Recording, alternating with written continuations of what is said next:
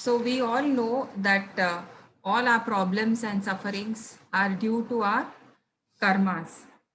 So today let's compare how meditation and medication helps and works in relieving these problems.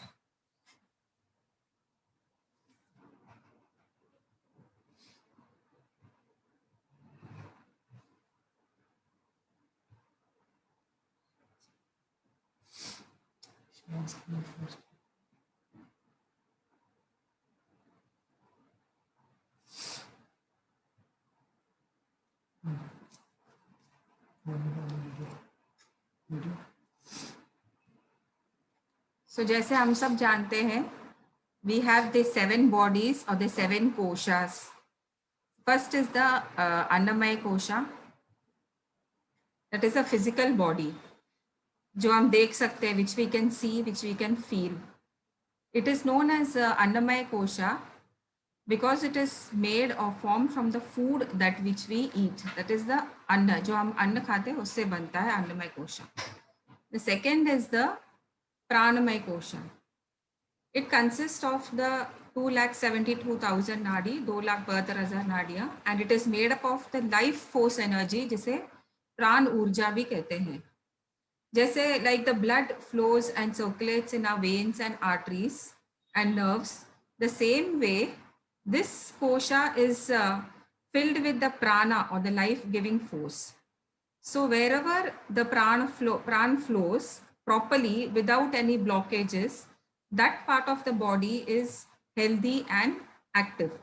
And wherever there is a blockage or a disruption in the flow of the prana energy, that part of the body is usually doesn't function properly. And there is some kind of disease or ailment in that part. Then the third is the manomaya kosha or the emotional body. So this body stores all our emotions and feelings. Then next is the Vijnanamaya kosha, and this consists of all our thoughts, our memories, and our belief systems.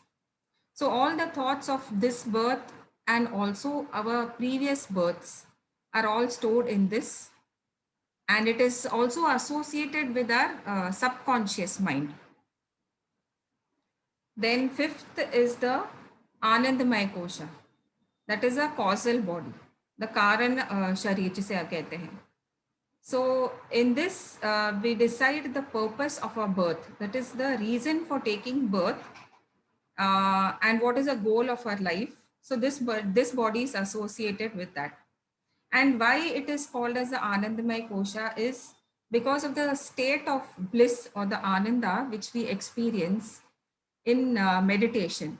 So in meditation, due to the activation of this Anandamaya kosha, we reach that state of bliss. And that kind of bliss cannot be expressed in words. So that is why it is called as the Anandamaya kosha, that is the highest state of bliss which we reach. Then is the Vishwamaya kosha, that is a cosmic body. So when this gets activated, then we reached a liberated state where we consider ourselves beyond this physical body. We understand that हम ये शरीर नहीं है कि हम आत्मा है. And the same Atma is present in all the living beings. So we see ourselves in everybody and we see everyone in us. That is called as Mama Atma Sarva Bhutatma. We see ourselves in each and every single soul. Then next is the Nirvanamaya kosha, which is also called as the Nirvanic body. And this is the highest state. So when we reach this state, we experience nirvana, or it is also called as a painless or a sufferingless state. We don't experience any pain. I'll put the blanket. Don't sleep on. Okay, but don't sleep. I need. Come. Any pain or loss or trouble, it doesn't affect us anymore. So that is why it is called as a painless or the sufferingless state. So these are the 7 koshas of the body. I've just given a brief explanation of that. And so now let's see how the effect of medicines, how the medicines affect on these kosha. So now coming back to the first kosha, that is the Annamaya kosha. So all the allopathic doctors, they have researched a lot on this first kosha, which is called as the Annamaya kosha. The allopathic medicinal field, they have researched intensely, that is on functioning of all the systems like the circulatory system, the digestive system, the excretory system, and the respiratory system in depth. So when we go to an allopathic doctors, they connect all our ailments and our problems and diseases only to this Annamaya kosha. That is the physical or the visible body. So when we go to them with some problem, so they just give you medication or treat the problem only on the surface level or the physical level. That is because that is what they know and that is what they can see. So they don't consider the other bodies. They don't take into account our state of mind or our psychological state. They don't get to the root of the problems. They just give you tablets and to suppress the problem. And after that, and so it is, and then again the problem might surface. There is a temporary, no doubt there is temporary relief, but then again the problem might surface. So this allopathy is okay in case of emergency or when we need immediate relief. And because they think that we are only this physical body, and because of that the root cause is not treated, then what happens? Then one problem leads to another problem, and then something else, and then some more complications arise. And then the Pranamaya kosha. So the healers practicing acupressure and acupuncture, or the yoga practitioners, they have researched intensely on this kosha. So they have found out that all parts of the body have nerve endings in our palm and in the soles of our feet. And so by applying pressure on that particular part or point which is connected to that organ, then the disease or the problem can be treated. So that is the supply of blood flow to that part increases, and thereby increasing the flow of the prana shakti, or and giving energy to that area. So the blockages get relieved, and then we can get relief from the problem. So they have researched which nerve is connected to which part of the body or which organ, and how to activate the nerve, and thereby releasing the blockages. But still there is no guaranteed 100% success in all problems when you, in the case of acupressure and acupuncture. And this is also a temporary solution. So even yoga, the yogasanas, and also they also target on treating the pranamaya kosha, but that is also not very practical, and we don't get 100% success. Success. Sorry. Going furthermore, then is the Manomaya kosha. So the homeopathic treatment, line of treatment, this targets this kosha. They have understood that there is a connection between the subtle bodies and our physical body. So they also understood that if the subtle body, that is a Manomaya kosha, is treated, so that will have an effect on the physical body. So their treatment targets the subtle bodies. So that is why when we usually go to a homeopath, they try to get into the minute details. Like they ask, they take into account also a state of mind. They ask us about our sleep patterns, about the bowel movement and the bladder movement. Am I audible? Yes. Yes. Yeah. Okay. Yes. Yeah. So they connect to the problem. They connect the problem to our emotions, that is our psychological state of mind, and accordingly they give us a treatment. So this medicine, it directly targets the subtle bodies, and mostly there are no side effects, and 90 to 95% there is relief, and they are mostly they can treat a wide range of problems including cancer and tumors. So most of them are very effective in treating these problems also. So homeopathy is considered a safer and an effective treatment compared to the allopathic treatment. And next, going more further, is the Ayurveda. So this Ayurvedic treatment It targets the Annamaya Kosha, the Pranamaya Kosha, and the Manomaya Kosha. So they understand that all the problems and ailments, they are directly related to our karmas of this life and the previous life. So any kind of sins that we have committed, like harming anyone or killing anybody or some theft or some murder, because of that we get problems in our present lifetime. So the Charak Samhita, which is an important book in the Ayurvedic, in Ayurveda, and also the books written by Shushruta, who was a master of surgery. So all these great Ayurvedic masters, they have given detailed description regarding which karma leads to which disease. So if you have depression, so what karma of your previous life has led you to getting depression in this particular life, or migraine or diabetes or BP. So each and every disease is connected to the particular karma. So when negative action, when we perform negative actions, that leads to so which negative action which lead to which will give rise to which problem. So everything is mentioned in detail in all these Ayurvedic books. So to get us out of this problem, they have researched a lot on plants and trees. So which kind of plant or which kind of herb releases which karma. So, but for that, the Ayurvedic practitioner should also be genuine, and they should also have good knowledge about the plants and herbs. That is very necessary. So what these Ayurvedic practitioners do is, so that is if he is a genuine one, that is the rishis and the munis of ancient times.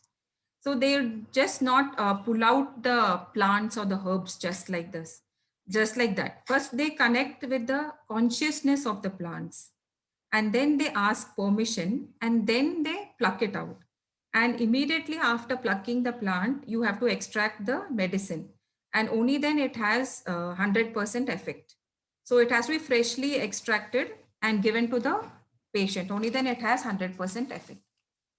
So next, further researchers prove that all the problems or the diseases that we get are related to our memories and thoughts in our subconscious mind.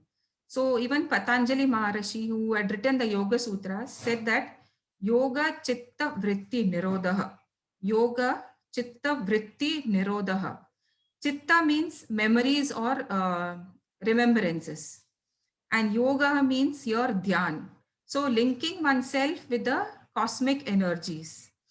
So what dhyan does is helps us in dissolving all our thoughts and memories of our previous lifetimes, which are stored in our subconscious mind and our conscious mind. So the yoga helps in this part. It targets the subconscious and the conscious mind. Next is hypnotism and PLR. PLR is past life regression. So how it affects the Vijnanamaya Kosha.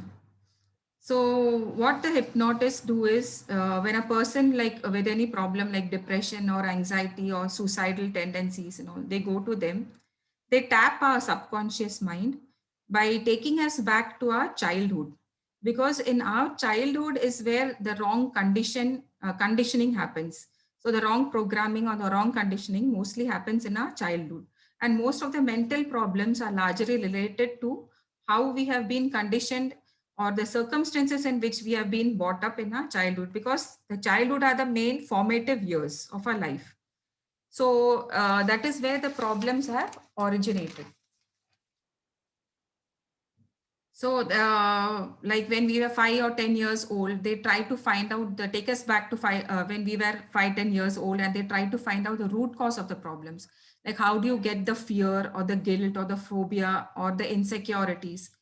They then like how we have been programmed, sometimes we get programmed wrongly by our parents, unconsciously, consciously, by parents, by family, by friends, by a society and teachers. For example, like when a child, he doesn't eat or sleep, we scare the child by saying that if you don't sleep, like I'll call the police, or if you don't study properly, I'll complain to your teacher. Or sometimes we get labeled by our teachers and friends in school. They say that he's a slow learner, or he's weak in maths or that particular subject or something. So all these wrong programmings and wrong conditionings are done in our childhood, and they knowingly, unknowingly it is done, but it has a real deep effect and impact on our subconscious mind. And these give rise to the psychosocial problems which we usually get in our adulthood. So with hypnotism, all these fears and guilt, and which we have been harboring for so many years, they can be released by this hypnotherapy. But the disadvantage is that the problems related to this birth, only they can be solved. So generally it is not possible for hypnotists to take you back to your previous births. They cannot take you back to your past life. And another disadvantage is that sometimes the hypnotists and all, they are fake, and they try to take advantage of people. So that's why hypnotherapy is largely banned in India at least, and in most of the places abroad, because it is being misused. And talking about PLR, past life regression, what it does is it takes you to your past lives and releases all your blocks, because of which we get problems in this life. So it helps us in understanding and treating the right cause of our problems and diseases. But even past life regression, that is PLR also, it can only take us back to a few births, like around 5 to 10 births back. But furthermore, it is little difficult. And so because of that, it is not widely used. And also, it's not that we have taken only 5-10 births. We have taken hundreds of we have taken hundreds of births. We have gone through hundreds of lifetimes previously. And the sins that we have committed in all these lifetimes is just unimaginable.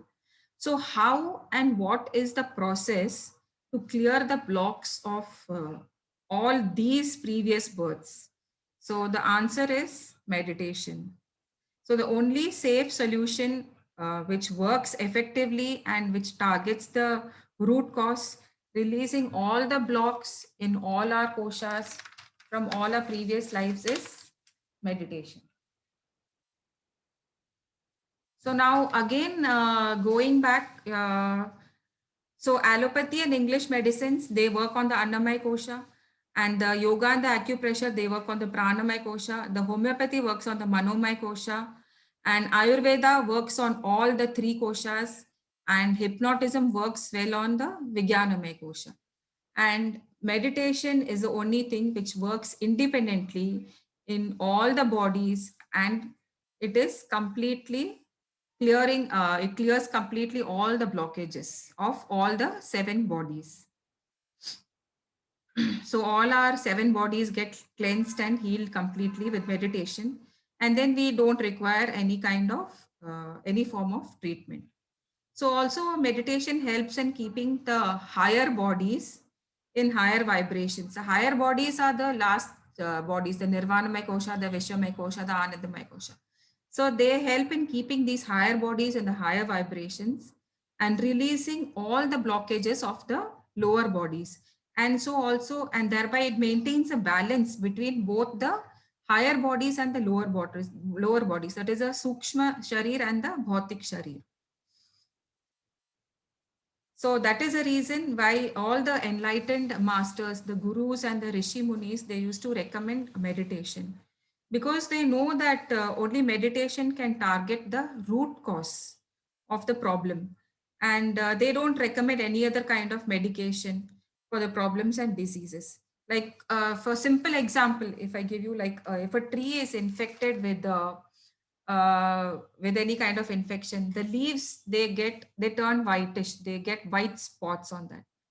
And if you must have noticed, so if we have to treat it and remove the infection, we don't put medicine on the leaf, even though the leaf is visible with the infection. So we don't put medicine on the leaf, neither we put medicine on the branch or the trunk. So what needs to be treated is the root. So if we put the medicine in the roots of the tree, automatically the medicine reaches to all the parts of the whole tree and it is cured of the infection. So same way, meditation also, it targets the root cause of the problem. So when we get problems in this physical body, it is due to our energy blockages or the in the pranamaya kosha. And these energy blockages in the pranamaya kosha are caused due to our emotions. And what is it that affects our emotions? It is our thoughts. And why do we get these thoughts? It is because of our karmas. So energy blockages caused due to emotions, emotions caused due to our thoughts, and thoughts is because of our karma. So the karma of our past lives, which we have done with others, whatever knowingly, unknowingly, the sins that we have committed, like suppose we have cheated somebody or we have hurt somebody, some soul, like a human being, animal or bird, etc. So because of that, we get problems in this life. So until and unless we do not get to the root and correct the problems, till then we'll have to go through the sufferings in our present life. So small sins committed give rise to minor physical problems, and major sins gives rise to intense sufferings and major ailments. So what do we do? So whatever sins we have committed, we have to clear and correct them. And the only sure short way is dhyan or meditation. So dhyan leads to karma prakshalan. Karma prakshalan means shuddha karna, to cleanse. So in Sanskrit says dhyan leads to karma prakshalan, that is cleansing away our karmas. So when we meditate, what exactly happens is we get knowledge or gyan. When we meditate, we get knowledge and automatically our karmas get cleansed or dissolved slowly, slowly.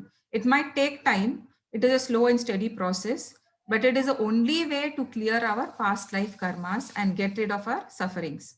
So when we do dhyan, then we get gyan or knowledge.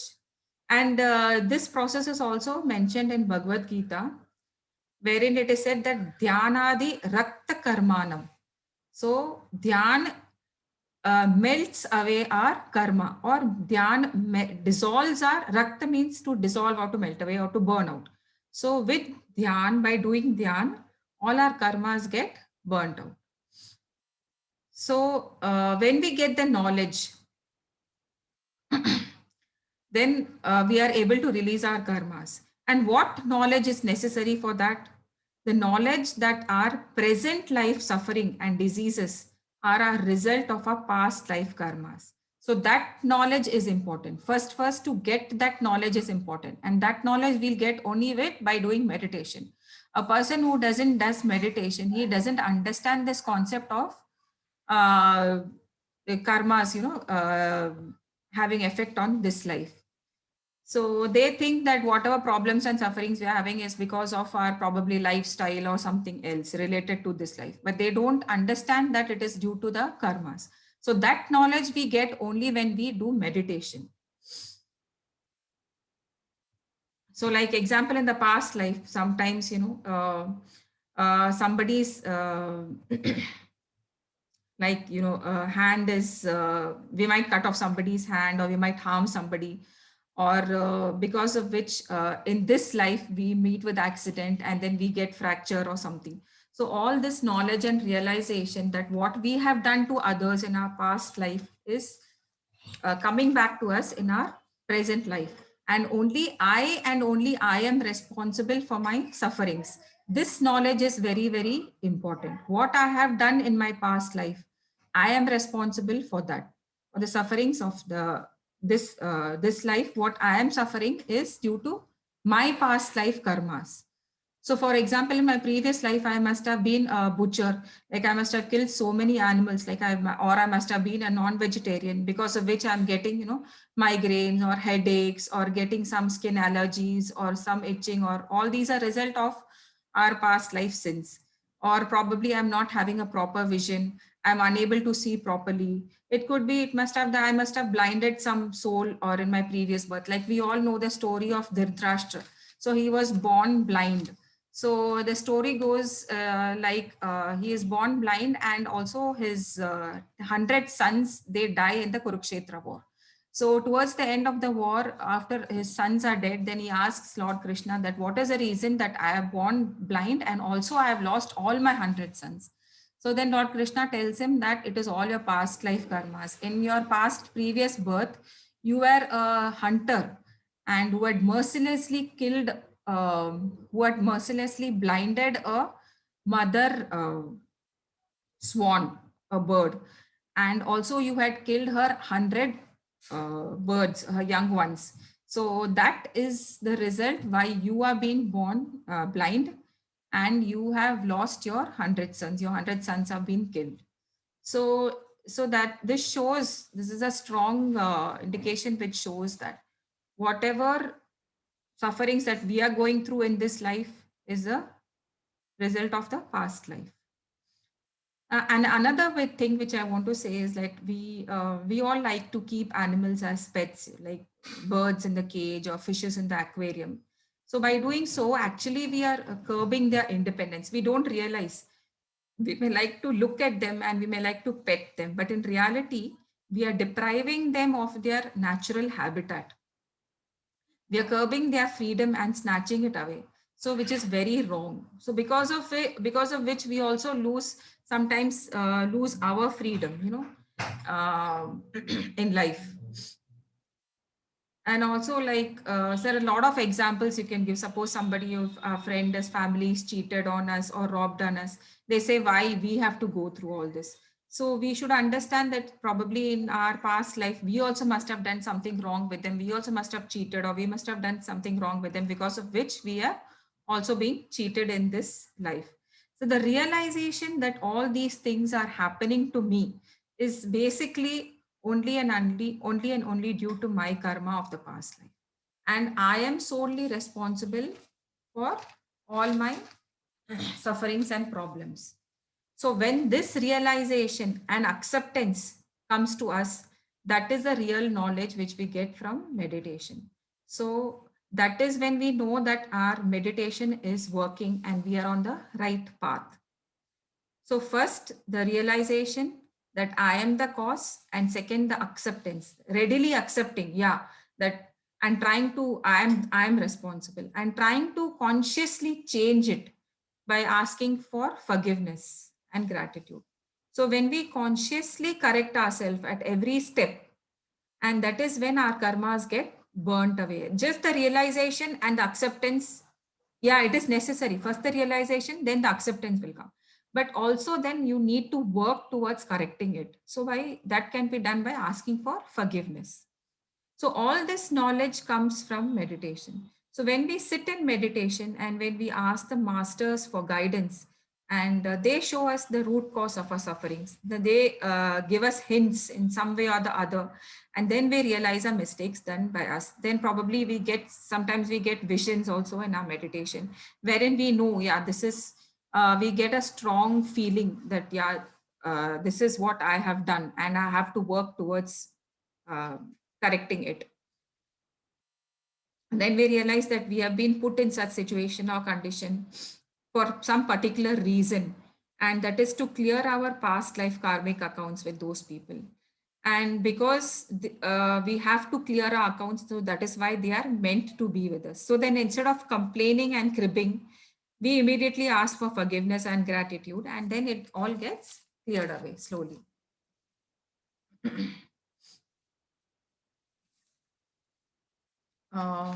So we always complain. We always think that, why my kids are sometimes troubling me, why my family members or why my friends, we're not getting along well. We have relationship issues. So we should realize that this is all in our previous birth somewhere. They were also with us. and we have the same karmic accounts. It has to be cleared. So that is why in this birth we are born again together. And this way, when we realize and accept our mistakes, all our blockages of the subtle bodies, they also get cleared away, and all our karmas also get burnt away. And thus we are relieved of our diseases and problems. So all this happens when we do meditation and ask questions and ask guidance from our masters. Sometimes if we don't get answers in our meditation, the masters, they come and guide us through our dreams. In our dreams, sometimes they come and give us messages. Then that also sometimes, or they might help us in some other way in releasing the karmas. So that depends upon soul to soul, because every soul's journey is different. So the messages and the hints are given and guidance is given by our masters, but we need to know how to connect to it. So the more the problems and the diseases, the more we need to meditate. So instead of complaining, why me? Why do I have to go through this? Why always I am targeted? Look at my friends, look at my family, they are so happy.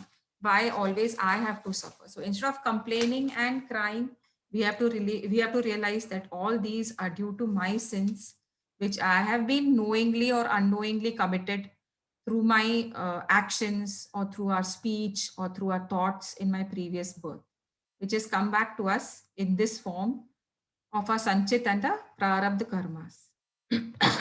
So how exactly meditation helps? So the first step is realization, which comes through knowledge, the gyan which we get in meditation. The second is the acceptance, accepting, yeah, that I am responsible and these are my karmas and I have to go through it. I have to face them, no other go. And the last one is change. So when we realize, then we accept, and then we are ready to change. So by asking for forgiveness and gratitude, change is correcting basically. So when we so when we ask for forgiveness genuinely from our heart, what happens is either we are relieved of the suffering 100%, or probably we might have to suffer a little bit of it, just like the 5-10% of it, the nail bit of it, and the rest of it gets released. The masters come and help us, and they help in relieving it. So this is what forgiveness does. Yeah. Okay. Okay, Master. So I conclude here. Thank you all for listening to me patiently. Thank you.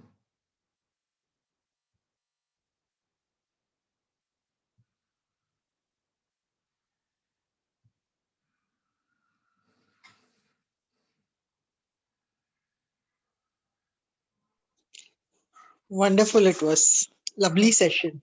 Yeah, Thank thank you. you. So Thank you. was it clear? Yes, yes. Very clear. Bubble, so simple and so beautiful, so each and every word touched our heart. Thank you. Thank you so much.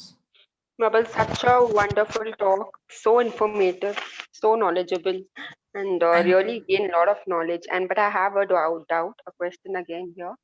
Yeah. This karmic account can be cleared only by forgiveness. I just want to know with each and every person, like the relationship can be improved only through forgiveness. Is it? That's the only thing we can clear the karmic account with. I don't know if there is any other way of doing it, but this really works. It has helped. I have experienced it. I have gone through it, and it is a sure shot way of releasing your karmas, tried and tested by me at least. Okay. So I can vouch for it. And Okay. I don't know if there is any other way of getting rid of your karmic accounts. But this is an easy way. You don't have to invest anything in it. You don't have to spend anything in it. What you have to do, we have to just ask for forgiveness mentally. You don't even have to go and ask physically or directly to the person.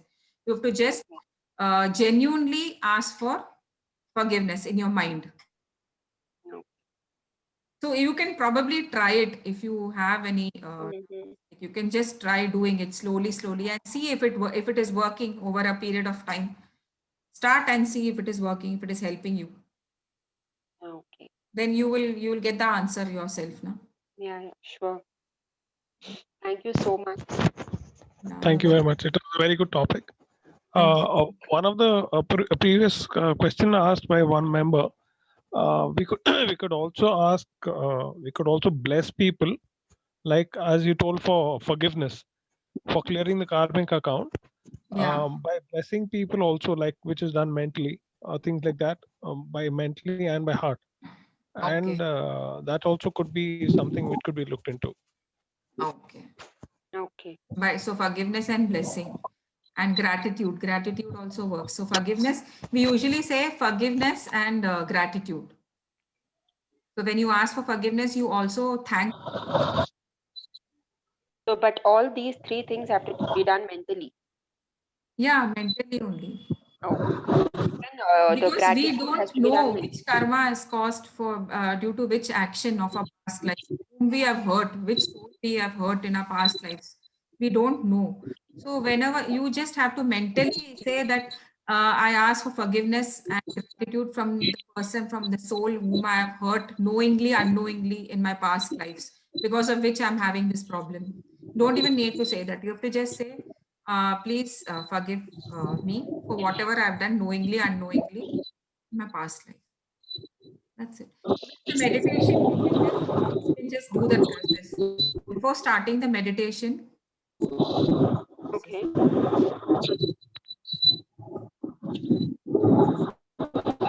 We select the soul, like we select our family members, as you're saying.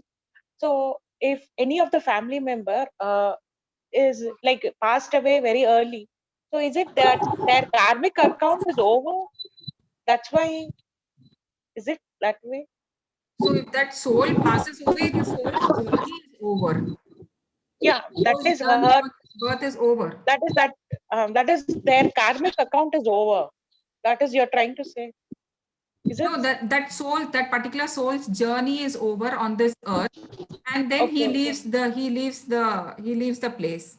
And suppose if our karmic accounts are not cleared in this birth only, then again we'll have to be born with them in the next birth to release, to balance our karmic accounts and to negate it and to get it to zero. So that is why they say that we have been put with that person, because we have to clear our karmic accounts in this life only. That's why we have got this human life. We don't understand the reason why we are being put in this particular family with this particular people. Yeah, that's what. Yeah. So even if they are troubling us, so it is because it is meant to happen that way. We must have done something to them. So that's why they are come in this life to trouble us, to give us that problems back.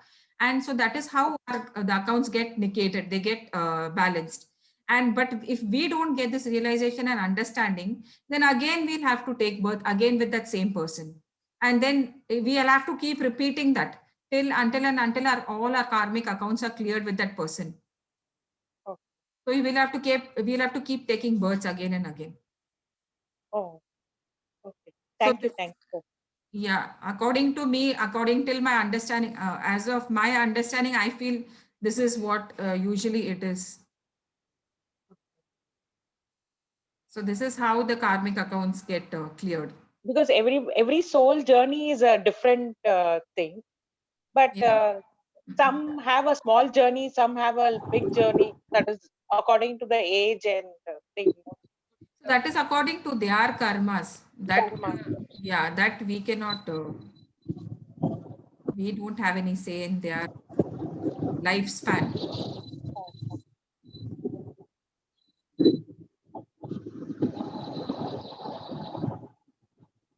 Okay, masters. We'll meditate for 5-10 minutes and then we'll conclude the session.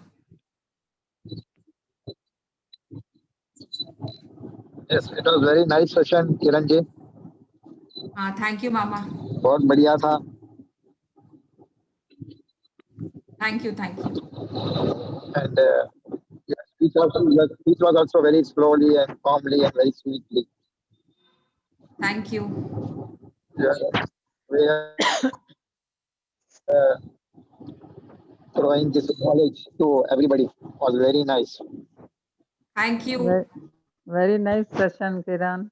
Thank Very you. nice Thank you. and beautiful. In small, very small gap of time and very good knowledge. Thank you. Thank Very wide knowledge. Thank you. you. Thank you, everybody.